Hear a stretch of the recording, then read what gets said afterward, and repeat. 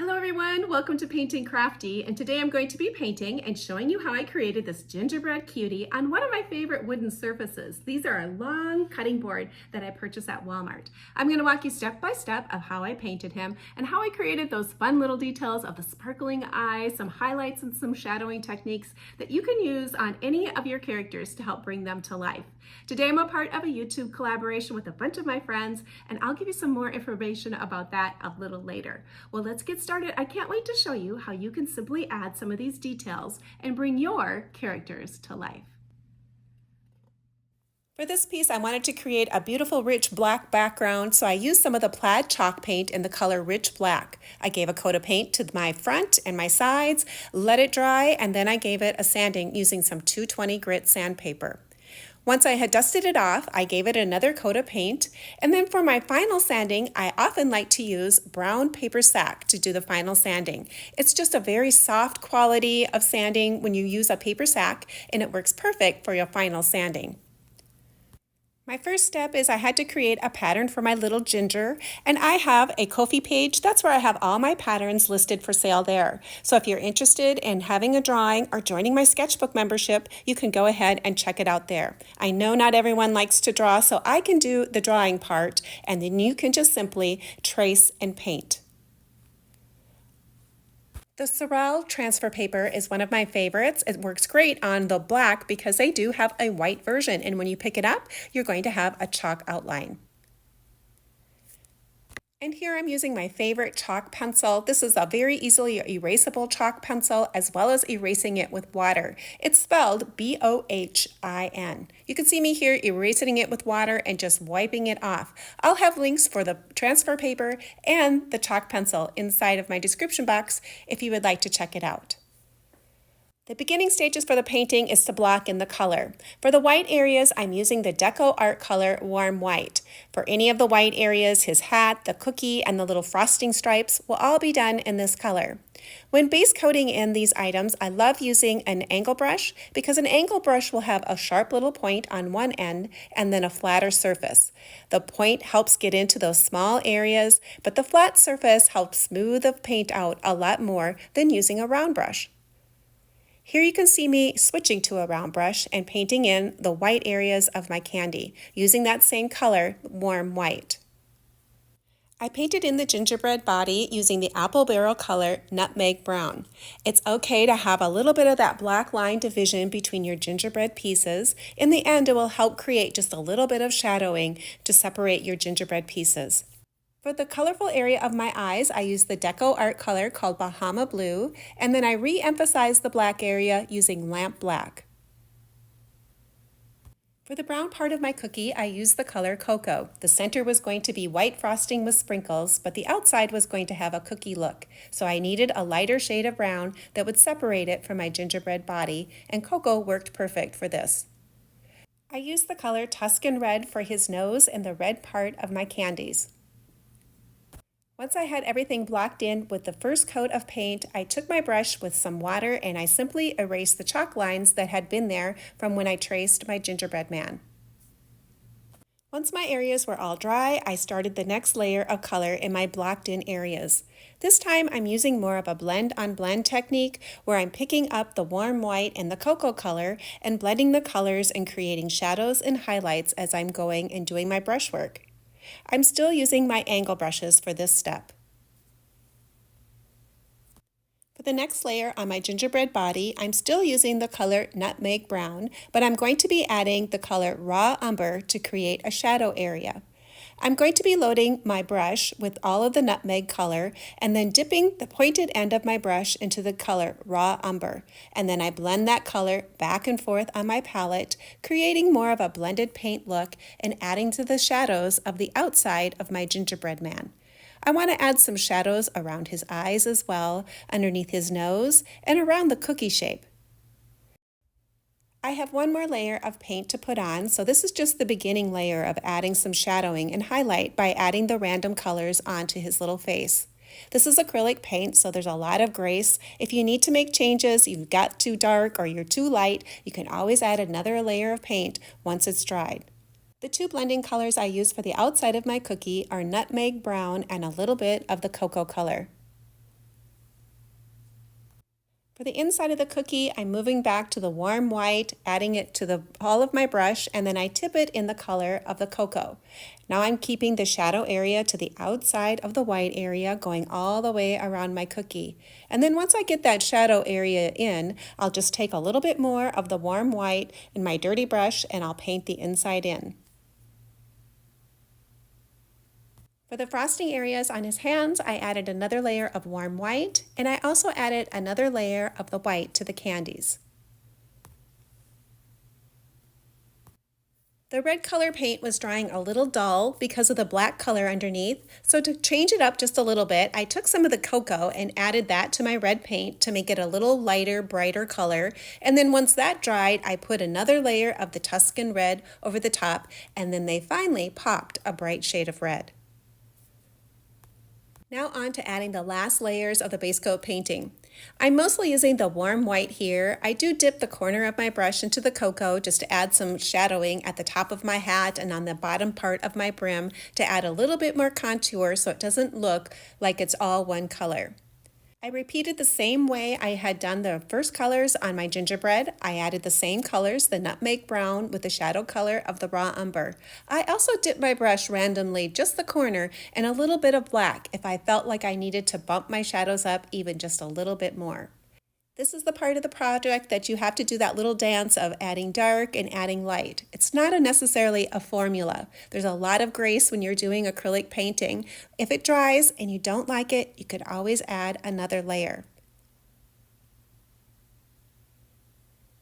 The only consistent thing I do at this step is that I load my brush with whatever the main color is, and then I always tip it into the shadow color at that pointed end. That way I can keep the point of my brush on the outside of my item, being able to create crisp lines and having a little bit more control, but I still have that color throughout. And I blend that color on my palette across it back and forth to blend my colors so it's a gradual color change and not just bands of color. Hopefully you can see that they're not the bands of color that are there. It's more of a softer shadowing and gradation of color. So load your brush with your main color, tip it into your whatever color you're using for a shadow, blend it across your palette, and then go ahead and put your paint on, always having the point loaded with your shadow color. Another way I like to add shadowing is a water float shadow. This style of shadowing, I dip my brush into water and then I touch it onto a paper towel until I see the shine gone. I only dip the corner of my brush into my color that I want to add my shadow with, and I run it back and forth on my palette, creating a gradation of color this time with water and paint. So I dip it in, take off my water, dip the corner of my brush in, move it back and forth on my palette, and then I put the tip of my brush where I want the shadow and the color. But this time it's water that's creating the float and not paint. I'm going to be using the same water floating color technique on my eyes. For the light colors of my eye floats, I'm going to be using the color Spa Blue, and for the darker, brighter blue, I'm going to be using the apple barrel color Admiral Blue. I'm loading my brush the same way I had done my other watercolor floats, with just the tip of my brush having the color on it, blending it back and forth on my palette before I apply my color float to the area where I want the shadows. I'm going to let the colors in his eyes dry, and I'm going to be adding a few more sparkle marks inside of there to bring him to life. Check the whites on your candies to see if they need one more layer, and mine did, so I went ahead and added one more layer of the white paint. And then I was going to be creating a highlight inside of the red area. I was going to be using my warm white color, adding some water to it, and I've bumped down to a small little liner brush, and then I twist and roll and pull my brush out of the paint to create a nice little tip, to have a nice little pointed area for these small little highlights inside of the red area of the candy. I'm going to do the same highlight process with my red in the white areas by adding 2 lines of red in each of those areas. I wanted to take a moment to thank today's collaboration hosts, Brenda, Christine, and Joanna, for hosting this monthly collaboration called What Would You Make? You're going to find the links to their channels inside of my description box, as well as a playlist of all the other videos that have been contributed for today's What Would You Make collaboration. Okay, let's bring this little guy to life. Let's add some sparkle to his eyes. I'm going to dip the end of my paintbrush into the warm white and create one white dot on the right side of each of his eyes. I'm going to switch to using my stylus for a smaller dot. I'm going to dip the end into the paint and then dot in a single dot. I'm going to do a dip dot drag look for the next part. So I'm dipping it in, making a dot, and then dragging my stylus down to create a little comma stroke, which just adds another different look for a sparkle. Now the other sparkle I'm going to be adding to the left side of his eyes. I'm going to be making the end, using the end of my paintbrush, creating a larger dot, dipping my stylus into the paint, and this is what I'm going to create the star look. I'm going to go to the center of my dot and then push my paint to create the look of the star. And at the final end, I'm going to dip my paintbrush back into my white paint and fill in that dot so it's completely solid again, so you don't see the drag marks from my stylus. Dip it in, go to the center, and then pull out from the center to create my little star marks. Then go back in with the end of my paintbrush and fill in that center one more time. And there he is. He came to light with all of his little sparkles. I'm going to give his nose just a dry brush highlight. I'm taking a scruffy brush, dabbing it into my white paint, scrubbing it on my hand to make sure I feel that it's dry, and then I just do little circular motions on the top to create a little dry brush highlight on the top of his nose. I'm going to add additional sparkle marks by using my stylus and dipping it in the paint and creating those little dip dot drag marks and just little tiny dots as well. A stylus is a great way to add these little bright highlights to any of your characters. I have one last color float I want to float, and I'm using the Bahama Blue color, and I'm creating that cooler blue shadow on the top of the white areas on my candies. This just adds a nice little brightness to these candies and gives it a different feeling than all the other warm areas on the frosting and such. This just gives it a different feel that this is a candy. I need to go back in and create his smile, and I'm going to be doing it with my chalk pencil. It has a very small tip on it, and it makes a perfect tool to go back in and create his little smile with. I can easily paint over these small chalk marks. I won't have a lot of residue. It's a great little tool. You definitely want to check out the link inside of my description box. If you are an acrylic painter, this is a great tool to add to your toolbox. Once I had his smile all drawn in, I went ahead and I used a little bit of the raw umber color to paint the inside of his mouth in and to also restructure the little smile lines. I'm using that small little brush that I had used for the highlights on my candy, doing the same way, adding some water, putting it in my paint, and then twisting and pulling it towards me to create a nice little sharp point at the end of my brush. Now let's give this guy some rosy cheeks using the color Tuscan Red and a scruffy old brush. I dip my brush into the red paint, then scrub it somewhat on my palette, but I always put it on my hand and scrub it until it feels dry. That way I know I have enough removed and I won't end up with blotchy areas of paint. I just want a nice dry brush color to create those rosy cheeks. If you didn't have enough color on your first pass, you can always add another layer. With this dry brush technique, it's always better to start light first and then add your additional layers on as you go. It's so much easier to add color versus taking it away. So start slowly and build your color up. And then to add the sparkle to his cheeks, I use my stylus and dip it in the paint and create those few little dots on the tops of his cheeks. After I had blushed his cheeks, I needed to go back in and reinforce the lines of his smile. I went back into the same colors, did it the same way of adding the darker lines, but this time I also wanted to add just the tiniest bit of highlight to the very top of it. So I took some of the white, some of the cocoa, and I twisted my brush through those colors by adding some water and created just the smallest little highlight at the top of his mouth and just a little bit down below. It just adds a little bit of twinkle, sparkle to his smile.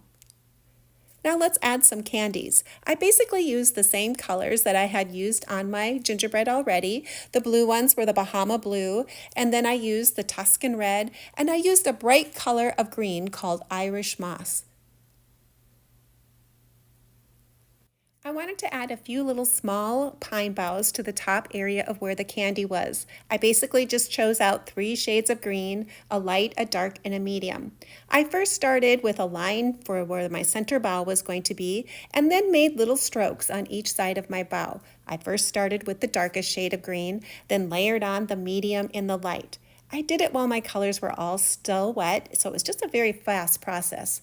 I first did 2 that were kind of in a V shape at the top, and then layered one down at the bottom.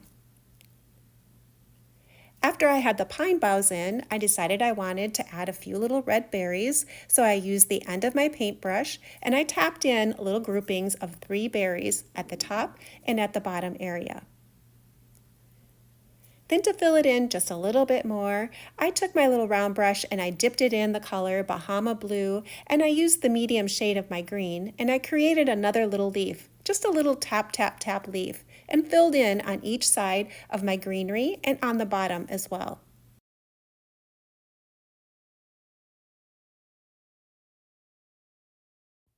I thought it would look nice to add one more detail to his hat, and I decided these little lines might just add the right amount of detail. I chose a darker shade of brown, watered it down, used my small little brush, and created the little line pattern all the way across the brim. Once I had the lines painted, I created that watercolor floated look. I chose a brown color and then stroked down on the right side of each of the stripe. That just added a little bit more depth and structure and interest to the front of his hat. I also added that color float look to the top of his hat and around the greenery. By adding this little extra shadow, it just really added more depth and made the hat look more curvy, and it actually brought and popped out that greenery a little bit more. It didn't look like it was just painted on the top. Now it looked like it had dimension by adding that little shadow around the greenery. Because I use chalk paint and it's a very matte finish, I can easily go in at the end and sharpen up any edges I might want to, and you won't see any brush strokes in the end of where I go in and add additional black paint to my piece. To do the lettering, I was going to be using a white Posca pen. A good tip is to always prime and pump your Posca pens off to the side before you do your lettering. And then when you're doing your line work, when you're doing your stroking, just use a consistent pressure. That way you won't get any blops or extra drops of paint. The white Posca pen is fairly opaque, so it works well for adding your lettering. To add a little bit of kitschiness to this lettering, I put little hearts at the tops of the letter I's, and then I gave each of the letters a solid little round circle at the end of each letter. I like doing this little informal lettering. I don't consider myself a great letterer. I just look at it as kind of like a drawing skill. If you have some uppercase and you have some lowercase letters all thrown together, it's going to look good. Now on to the scribbly bits, one of my favorite parts of painting. I'm a mixed media artist at heart, and I love to add additional line work to my paintings. And the Kimberly 9XXB soft pencil is one of my favorites. It almost has a charcoal quality. Because I'm adding some mixed media elements to this, I'm going to have to clear coat it in the end, but I'm okay with that because I love the line work I can create. I love pushing and pulling and twisting my pencil as I go. I go past the items that I've drawn. I don't try to stay exact, not like a coloring book. I'm looking for more of free-flowing line and adding some movement to my paintings. This style might not be for everyone, but this brings joy to my heart, and I'm a true believer you should always create whatever and however that brings joy to your art. The Kimberly pencil is my favorite for doing pencil lines, but the China marker made by Sharpie is one of my favorite ways to create white lines. It has a very soft white look to it, almost like a color crayon feel. It's a way you can add white without not being so bold. I always look at this step as almost like being glitter, where a little bit goes a long ways. I always save it to the last step, but I love those soft little color crayon white marks. It just adds that little extra interest to my paintings. After my Posca pen has had plenty of time to dry, I can simply just use some water with a brush and scrub away those chalk lines. And it's perfect. You would have never known the chalk lines were there. I wanted to add a few little splatters to my background, so I took the spa blue, watered it down, and then I used my favorite splattering tool made by Ranger. If you've ever done splattering, you know how sometimes it can be difficult to be able to control where it goes. I find that this tool, I can get such a better fleck pattern, a variety of dots, and I have a lot more control. Definitely, again, this is one of those tools if you like to do acrylic painting, you might want to add one of these to your toolbox. To add a final bit of blue, I used my Woody Stabilo crayon pencils and added little marks all the way around the edges in the black area. Then to distress the areas of the edges even a little bit more, I took some 80 grit sandpaper and I sanded all the way around the cutting board. I thought this finished it off wonderfully and it added a nice little touch of aged look without being too aged. To clear coat my piece, I was going to be using the Rust-Oleum 2x cover and a matte finish. It's one of my favorites. The fabrics I was going to be adding to the top were all coffee stained. One was a kitchen towel, the other was a ticking, and one was just a polka dot pattern I had in my stash. I tied a bow at the top and then clipped off the ribbon at various lengths. Well, let's see what this little guy looks like hanging in my studio. If you like gingerbread, here's another tea set that I painted last week. You can find the video for this on my channel. If you're new to my channel and you like doing art and crafts, come on over and see what I'm doing. I'd love to have more creative friends join me. If you would like the pattern for this gingerbread cutie, make sure you check out my Ko-fi shop. And while you're there, check out my sketchbook membership. It's more trace and paint options. I so appreciate all those who have chosen to support my channel by becoming a member of my sketchbook membership. If you enjoyed this tutorial today, here's a couple more videos you might want to check out. Well, thanks for joining me today, and hopefully you'll come back and join me again, and perhaps next time you'll paint right along with me.